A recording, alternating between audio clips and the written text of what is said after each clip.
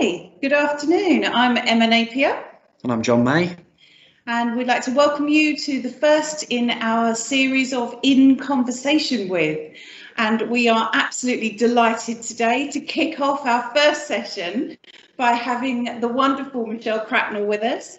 As by way of intro, which she doesn't need, is just a short career, I say that in inverted commas, in financial services, spanning distribution, operations, product development and running a public service. She was CEO at the Pensions Advisory Service when George Osborne made the dramatic announcement that became known as Pension Freedoms, and ended up running the telephone service of PensionWise. The common thread throughout her career has been to help people make the most of their money. This is of critical importance in the world of pensions as we move to a time when people will be retiring and their income will be provided from defined contribution pensions. Welcome, Michelle. It's lovely to have you with us today, and certainly the pioneer in our series of In Conversation With. Thank you. I think we'd like to open up by literally having our first topic of conversation around DC and the fact that DC defined contribution pensions is still quite young, quite a lot to do on the horizon.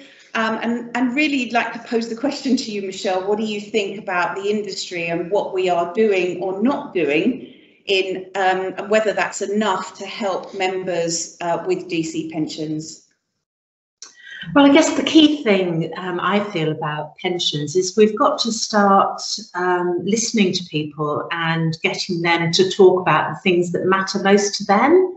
And that's not so hard to do when you think about how much information we hold on members of defined contribution pensions. And if you merge that data with the data we hold about people on their HR record, then we can talk to them about the things that matter to them.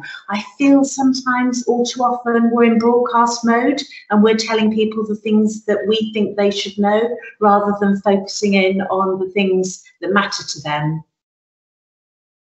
I think that's a general financial services problem, isn't it, sometimes? So we're not going to get into that whole topic of conversation, but just that whole need to give the member enough to make some decisions and understand what they've got is so critical, isn't it? Oh, absolutely. I mean, you think about what happens when somebody is getting divorced. And that's a piece of data that the scheme actually knows about and is involved in because they're asked to produce a valuation. And then if there's a sharing order, then they implement a sharing order. And in the defined contribution pensions, quite often you would know about somebody getting divorced. And we sort of just have the conversation and we just say, thank you for telling us. Whereas that's any sort of key life moment is a time when people are going to be the most receptive to actually understanding a little bit more about their pension, perhaps because they're a little bit anxious about their financial position going forward. And that will be a key time where we can talk to them about something that is really relevant to them. Rather than just sort of picking hypothetically, one time a year when we produce an annual benefit statement. So I think we should really start thinking about data being our key engagement tool, rather than, I think quite often pension schemes think that data is the sort of the burden and the difficult bit of running a scheme. And do you think, Michelle, that's a big shift from sort of DB way of thinking to the present and the future? Because as you say, there's a lot of data that could be captured. I'm not always entirely sure it is being captured. We're just capturing enough to sort of fulfill the statutory requirement almost a lot of the time. Have you observed that? I think you're really right, John, and I think that's where we need to be different. I mean, if you think about any other industry, they see data as the golden the jewel in the crown about capturing data, and we probably don't do enough of it. And to be fair, we didn't really have to do it in the defined benefit world.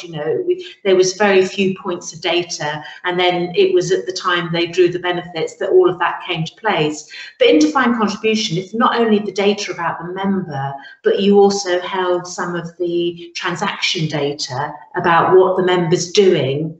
It really can provide a huge amount of insight into what's going on with that person. And I mean, I remember an industry outside financial services that once said to me that we really shouldn't be sending emails to more than 500 people. And that's now possible if we can actually talk to people about what's relevant to them, rather than trying to boil the ocean and tell them everything that's going on with the pension scheme. So I really think we should look at data, the capturing of it, and making sure the quality of it and also the insights we get from it is given a much higher priority, because I think that's the only way we're going to really tackle the huge job that we've got in defined contribution pensions, which requires the member to be engaged. Sure. I think that's really interesting. I think the other thing is taking all of that on board, and how can you use the data with introducing tech at the same time? And I would say that because I work for a tech software company, but I think actually it's where does tech take over and provide those gentle nudges and ask, and the data that's supporting the questions that need answering, if that makes sense. And I think that the two combined could be really powerful going forward to actually deliver what you've just been saying about doing more for the member, but just combining those two. Do you agree with that? Oh, absolutely. I think you're absolutely spot on, and it's our expectation now, because that's happening in every other walk of life. The use of data to help where help you find what you need to find, and really pensions needs to catch up with that, because I mean, I started off by saying we need to listen to the member. And of course, by using technology and finding out the activities and what the member's doing and tracking what the member's doing, that is a form of listening. And therefore, I think members expect it and are probably disappointed that they still receive messages or letters or emails from their pension scheme that says, if you are this sort of person, you should be doing that. I think their expectations is, what I am. Why aren't you just sending me the email that's relevant to me? And we're really not doing that at all in pensions. We really haven't even scratched the surface of that. And of course, one of the things that would help enormously with is it would produce shorter communications. And in pensions, one of the areas which is costing us an absolute fortune is that we, especially if we're still doing written communication, is that our letters are so long. Who reads, more than, 50 words these days? And yet we're still producing these letters because we're putting all of those caveats in, whereas really the use of technology should enable us to do that. And plus the other thing that you said, Emma, is, the transfer from people using laptops onto mobile devices such as tablets and phones requires us to be more creative with our technology, but also enables us to do, as you're describing, just those little nudges and hints that everybody else, is doing these notifications and is what people expect. And we can move forward to that rather than talking to our membership, once or twice a year, and that communication being so long.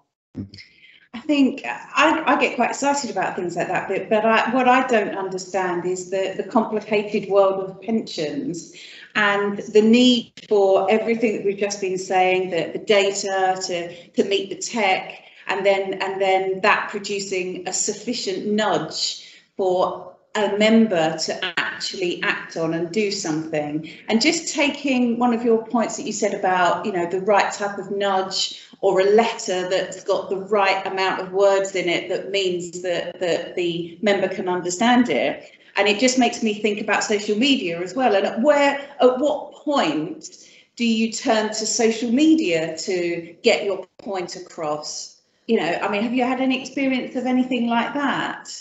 Yes, I mean, one of the experiences I had with social media was related to the British Steel members.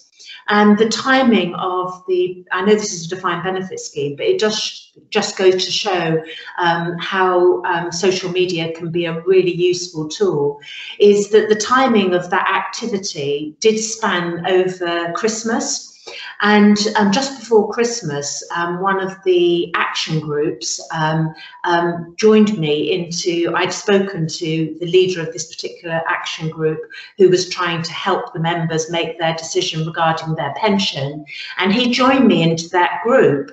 And all of a sudden, I was able to start seeing some of the conversations and some of the trends and some of the sort of, unhelpful things that were happening in that, especially over the Christmas period when nobody else was communicating with the members, and yet they were facing a decision that they had to make in January. They were starting to talk amongst themselves. And what was really helpful for me, courtesy of this member who joined me into one of the groups, I was able to see some of the sort of the unhelpful trends and things that were happening, and I was being able to respond to them in real time. But I was also sort of making it more human. Because the reality is, over that Christmas period, you do worry about things, you do have time. And if you've got a decision that's imminent in January, even if we've all shut up shop and gone on Christmas holiday, people are still talking about the decision that they have to make. So I think that was a really powerful use of Facebook groups that, like I said, for somebody who was trying to help those members and to try and say, phone us up and have a conversation, these are our opening hours, etc. I was able to tap into that through social media much more than you'd ever been able to have done in the past. Yeah, when you look at member engagement that we all talk about endlessly, it seems, in pensions and communications generally, this sort of semi-old-fashioned view that is the best thing you do with members is leave them alone for a lot of the time and let them build up their savings, but you're there for them at the right times, and when they do need you and when engagement is relevant, you make it as frictionless as possible and as seamless. Do you think that's something we do well generally yet? Because I sense that's something that schemes and administrators are still quite undecided on, really, the engagement level. Yeah. Well, first of all, you've hit a really top thing in my head, John, by talking about engagement, because quite often I think we do that in a sort of pointy finger type way, and we say, we need to get members to engage, as though the issue is with the members. And I sort of like to flip it over and say, no, we need to be more, don't try and change the members, try and change us, and we therefore need to be more engaging. So that members can do exactly what that you say, know when they do want to talk, they know who to talk to. Whereas I think at the moment, because we tend to not be engaging and therefore the members have hardly any interaction with us, then even at the times when they probably do need to reach out and talk to us, they either postpone it, which obviously has dangers in that, or they don't do it at all, which again is quite dangerous. And again, pouring on one of my experiences at the Pensions Advisory Service, we used to get phone calls from members of the public saying to us, I'm retiring and I want to know what happens next. And we sort of said, well, have you spoken to your scheme? Well, no. And they hadn't even known the first sort of steps to take or who to talk to. And I think that's where you can be engaging without sort of having calls for action with people, so that when the time comes that they do know who to talk to, they need to talk to somebody, they know who they can talk to, and they also feel able to talk to them because this has been the happy face, smiley face, showing that we care about people, and therefore they feel very easy about just picking up the phone to say, you know what, I don't know anything about my pension scheme, can you tell me a little bit about it? Whereas at the moment, I don't think we present that view. And again, one of the things we always used to find at the Pensions Advisory Service is people came with very closed questions, almost because they were scared that if they asked an open question, then the floodgates would open and we'd completely confuse them. So they used to be really specific about their question. And my analogy is, if I go into any form of technology, but let's just say a mobile phone shop, I ask a really specific question because I'm scared if they start talking to me, they're going to say things that I really don't understand. And that's what I think we've got to learn our lessons from, because one of the things you sort of need to unwrap that onion, because you need to get people to start opening up. So they'll ask a closed question like, what's the earliest date I can take my pension? And you'll say, well, it's the age of 55. Can I ask you, why did you ask that? And then start opening them up to just talk generally about their life. And all the things that they know really well. And then you can then start telling them the bits about pensions that are relevant to them. Yeah, indeed. On that engagement point, just to talk about that a bit more, one of the things I was thinking about was as whether that's engagement via communication in a letter or an email or Facebook or whatever it is. How do you cope as a pension scheme with the person that doesn't understand because they're not engaged, so therefore they do nothing, when actually you really want to ask them one of those specific questions? And I guess if someone is phoning the Pensions Advisory Service with, albeit a closed question, at least they're phoning with that question. If you send a letter and you don't get an answer, but you really that person could do with an answer, how does that work? I think that's a really good point, because of course the people that had actually picked up the phone to phone us at the Pensions Advisory Service were engaged to a certain extent, and I always used to worry about out of those people that spoke to us, 9 others that weren't even making that phone call. And I think part of the issue there, and this is where technology could have a really important part to play, is that you've got to sort of seize the moment.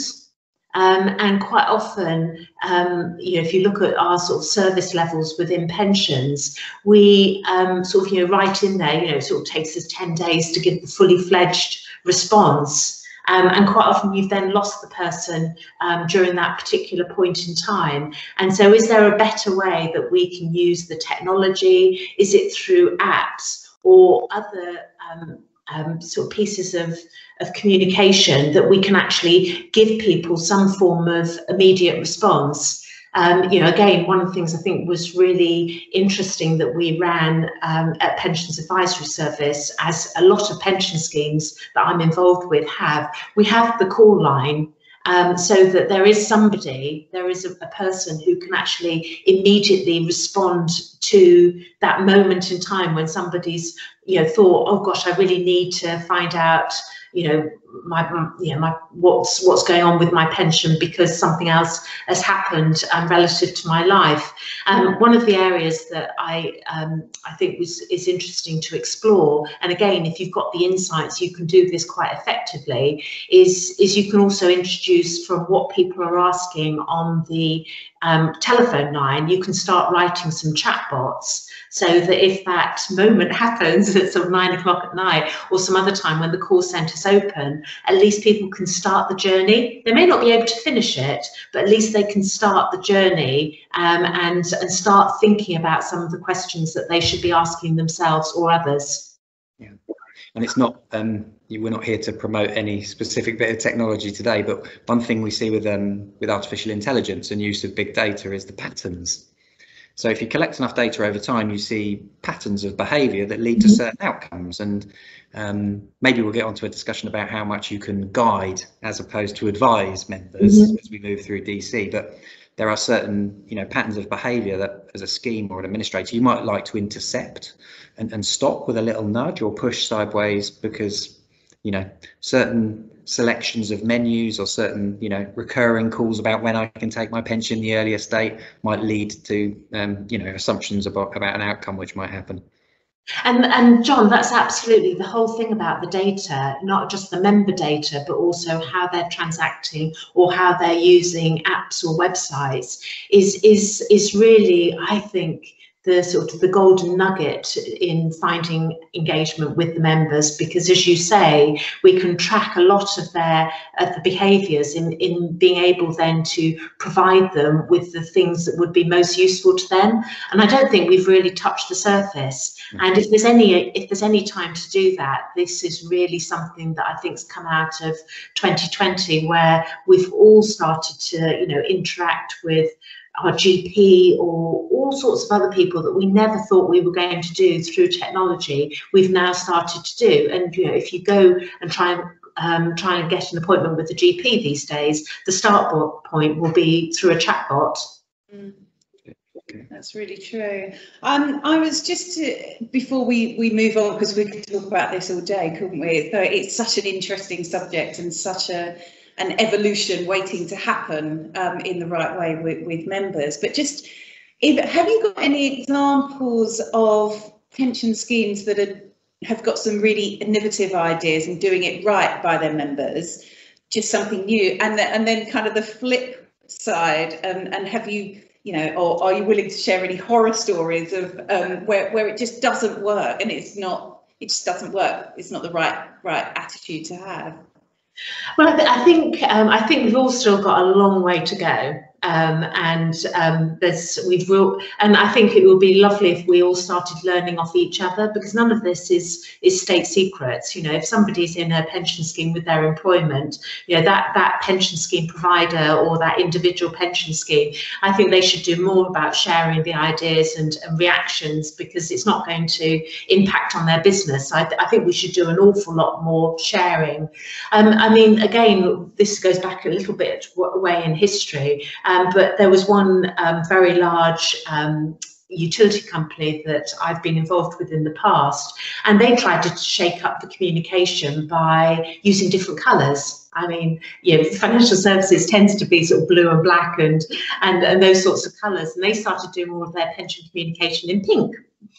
Just to create a reaction. And also, you know, it was a predominantly male workforce, and again, they were just differentiating the pension communication through colour, and the things that they used to put into the wage slips and also the posters that they used to put around the building back in the day when we used to go into the office, was all about just short messages. And again, something that we can learn in pensions is, you know, gosh, can we just make the messages shorter? I mean, it makes, one of the things that I said in the past is that, you know, let's take a pub, which, if you remember what pubs were like, very welcoming environment. And when you walk in, there's a huge number of things you could be doing in that pub. You might just be going for a drink, you might want to find a table to sit at, or you might be going for a full meal, and you might have a booking. But when you walk into that pub, they just say, how can I help you? You know, what can I do for you? And that's all they say. And then you sort of, you know, start a conversation. You don't have to prejudge and sort of say, oh, have you come in for a drink? Or do you need a table? Or have you got a booking? We don't need to ask all of those questions. You know, you can just engage with people to say, are you thinking about retiring? Have your plans changed? And can we just have these really short, sharp communications? And like I said, this utility company, I think we're doing it quite well in just trying to get people to think, oh, actually, maybe I should have a conversation about the fact that I have thought now that, you know, my wife's retired or my husband's retired or my partner's retiring, and I do want to actually review my position and maybe change when I take my benefits. Interesting, interesting. If we change direction slightly, because I've got a couple of notes that I want to make sure we get through. And the next one on my list is trustees and the role of trustees. And Michelle, you're a trustee to a number of pension schemes, some large, I imagine, some smaller. But has there been any changes in governance and just general culture around trustees over the last few years?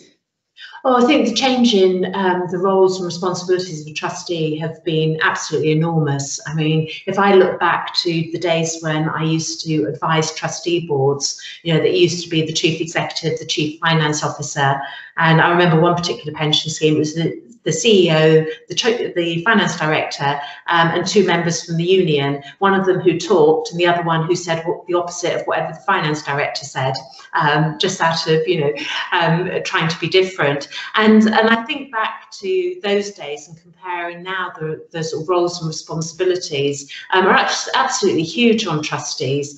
And I think one of the areas that we're sort of still getting to grips with is being a trustee of a defined contribution scheme. Because being a trustee of a defined contribution scheme, whether it's a master trust or a single trust, or even, you know, in the instance of providers of personal pension plans, you can help members achieve good outcomes, but you can't deliver them. Whereas when I'm a trustee of a defined benefit scheme, you know, it's down to me to negotiate with the employer to deliver the right outcome, making sure that the scheme gets the contributions it needs in order to deliver the benefits that are promised. But the thing that exercises me most as a defined contribution trustee is that I can't do that. And I can't promise what benefits are going to come out of the scheme. All I can do is influence. And in that, I really need to understand my membership better.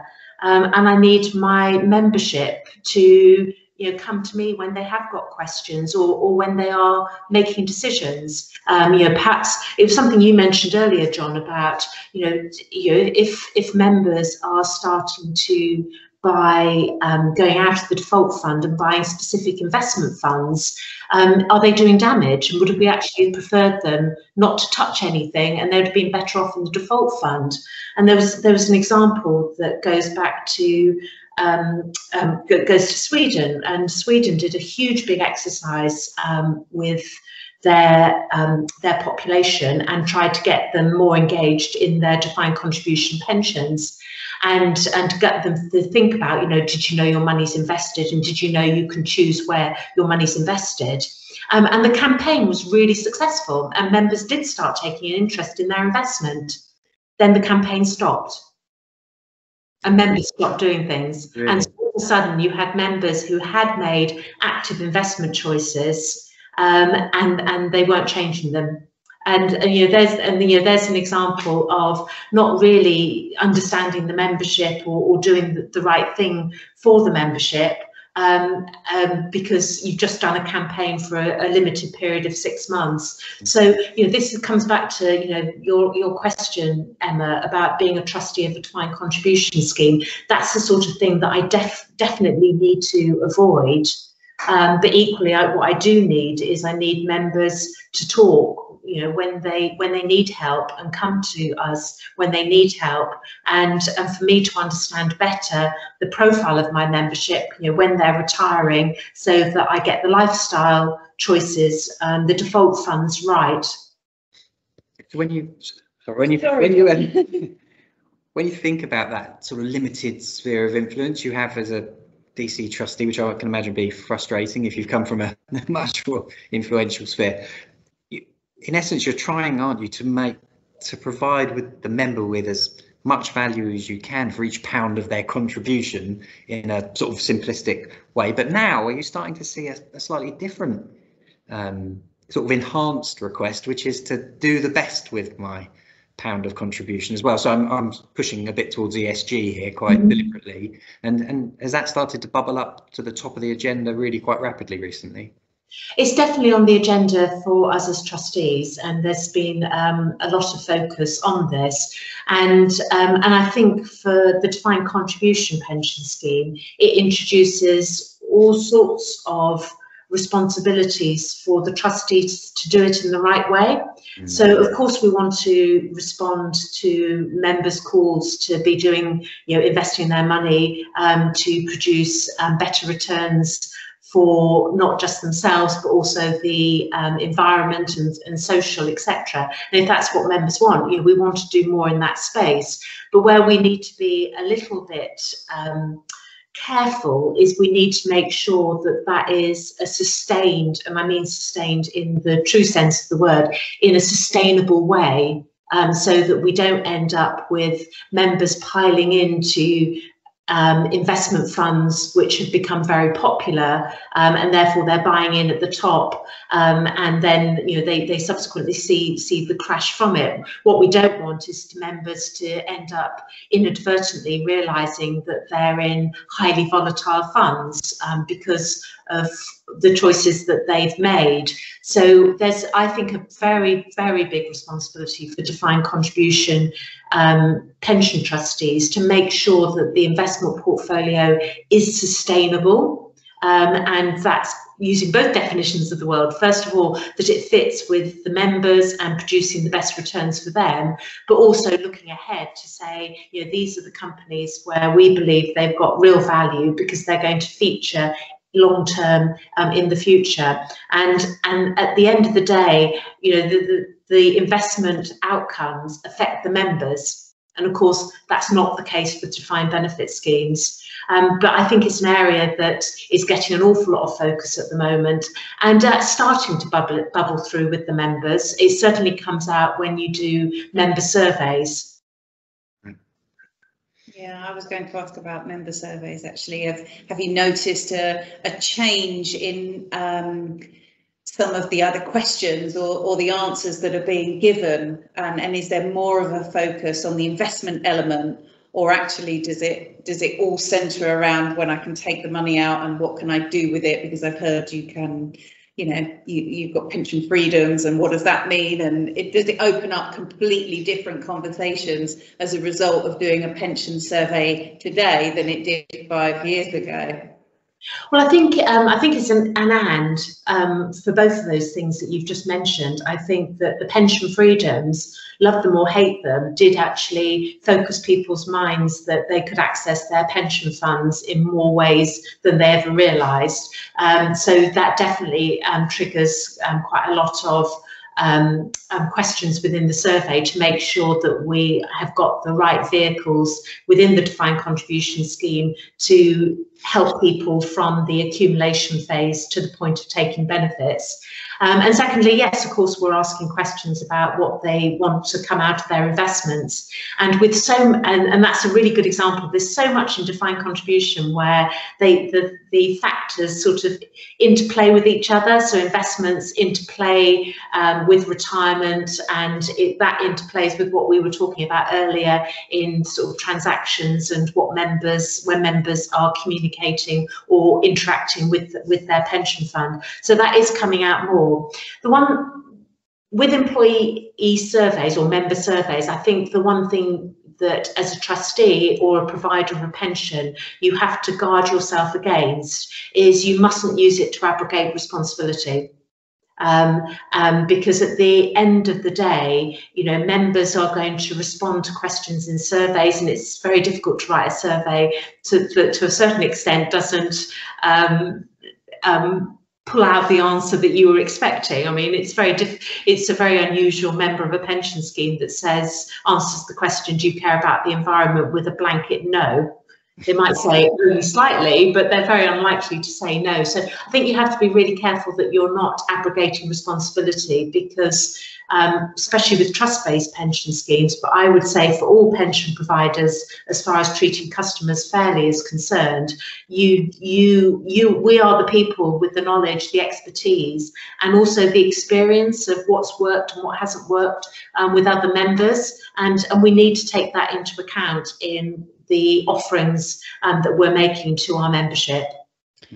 I think that's interesting. I mean, I think we've centred a lot today around obviously the member engagement, where we've come from, where we're going to, and obviously incorporating that whole big data and technology within that. And just on that point about member surveys and how people are feeling and what they're looking to do with their pension, I wonder how much sentiment plays into that as well. So if you could take the temperature of, if you could do a member survey which took the temperature right here, right now of a member, and then you did the same, you know, 3 weeks later, I wonder if those sentiment answers would be different. And it's things like that that I imagine that would be beneficial to trustees and obviously just general members looking at their financial affairs. And I think it picks up on the thing you said earlier, John, in that if we can link it all together and track what response we had to a particular communication or something that happened in the markets, and we can see how that impacted in the number of interactions we had through the app or on the website, etc., it starts helping us better understand our membership and therefore enables us to look after them better. And I don't think we do anywhere near as much of that as we should do. I mean, we monitor how many annual benefit statements are opened every year, and it's a very small number. And our annual benefit statement exercise is a very big and very expensive exercise every single year. And you sort of say, well, that's because, you know, if somebody gets an email that doesn't need any action at a time when they're particularly busy or something else is happening in the world, why would they open it? And therefore, you know, should we be reviewing and perhaps making our annual benefit statements definitely simpler? And obviously there's a lot of activity going on there, but shorter and not just the sort of the keen part of our communication every year. Should we be spending time on other parts of our communication armoury? Because an email coming in to say your annual benefit statement's ready, if there's a lot of other things going on in your life, is not going to have any impact whatsoever. And so the idea that you're going to get to 100% of people opening annual benefit statements, I think doesn't reflect on the way we behave as humans and what we all do in all our walks of life. And perhaps we should be focusing more on communications at points in time, or, you know, investing more in communicating with people when they've actually reached out because something's happened in their life, like, you know, we know they've gone on maternity leave or paternity leave, or they've got divorced, or something else has happened. You know, that's the time we should be communicating with them. Michelle, can I ask you about something you touched on earlier, which is you just reminded me of there, actually, which is go back to pension freedoms and go back to your time at TPAS, really, I suppose, is the reference point. We've got the DC membership ageing, right? So it's a predominant form of pension saving now. Do you have any worries about the extent to which you can guide members as they reach retirement age? Because, you know, clearly there's an advice gap that has to be dealt with somehow, and we're going to get an increasing number of members that reach retirement age with, you know, less than healthy savings amounts, and as trustees you can't really do too much about that, can you? But do you see that changing in the future? I think it's absolutely necessary for all of us to guide the membership and defined contributions much more than we're doing at the moment. And I think that both pension providers and pension schemes are so far back from, if you like, the guidance and advice line. I mean, if it was like the long jump, we're not even touching the plasticine at the moment, because what we tend to be doing at the moment is we tend to be giving out information. Yeah. And I think very few people actually understand what guidance is. And I know this from a number of pension schemes and pension providers used to come to our open days at Pensions Advisory Service to listen to the guidance that we were delivering. And some of the outcomes that came out of the conversations afterwards we had with them to say, you know, did you learn anything? You know, was it helpful, etc., was you just gave the person the questions they need to ask. And we just go, yes. and that's a big task in itself and is so valuable. And I think we don't realise that. I think we always think that we need to be giving people answers, whereas actually giving people the sorts of things that they should be thinking about and the sorts of questions that they should be asking of others is all part of guidance. One of the things that we introduced at Pensions Advisory Service was looking with the quality assurance about the share of voice. And one of the things we found out that a really good guidance session where we really felt that the customer had had that light bulb moment and had got a huge amount of value out of the service were ones where the share of voice was 50%. Now, if you think about actually most customer services being offered by pension providers to the policyholders or by pension schemes to the members, it's much more sort of, 80, 90% of the call handler giving out information, and it's sort of 10% of the member or the policyholder asking the questions. That's information. We need to be shifting into the guidance space where you're asking people the questions which they know the answers to, because it's the questions about what matters to them and their life and what's happened to trigger the reason why they've phoned up the pension scheme. And they're experts in themselves. They don't have to be experts in pensions, but they're experts in themselves. And that's what's important. It's getting them to talk about that. And it's not necessarily for us to give the answer, but all you've done is you've provoked the questions that get them to think about the choices they've got to make and therefore make more informed choices. Which is exactly the point that we need to get to, isn't it? It's exactly giving someone enough information to be able to ask the next question that actually they're going to understand, for one, and help themselves make an informed decision, having received that reaction back and the answer to that question. So yeah, I think that's great. I'm conscious that we've kept you talking for ages and ages, Michelle, and I know it's a subject that you are passionate about anyway. But I think that ultimately, this afternoon we've spoken at length about the fact that there needs to be some more member engagement, that as an industry, I think there's a lot more we can do to tie everything together to be able to support that member engagement that actually delivers some value. And I think probably if I could just ask you one question, if you had a magic wand and you could make a difference tomorrow, what area would it be in for the member and those outcomes? Shorter, colourful communications. Perfect. I would love to be signing off postcards with a few words on rather than 2 sides of A4. That's what I would like to wave a wand within the pensions industry, that we're writing short postcards to our members about the biggest holiday in their life, rather than sending them 3, 4, 27-page letters. Perfect. And you're wearing pink today, so those postcards need to be on pink paper, don't they? Definitely. Michelle, thank you so much for talking to us today. It's been absolutely amazing, insightful as usual, and it just remains for me to say thank you so much. No, thank you very much for asking me. It's a great topic.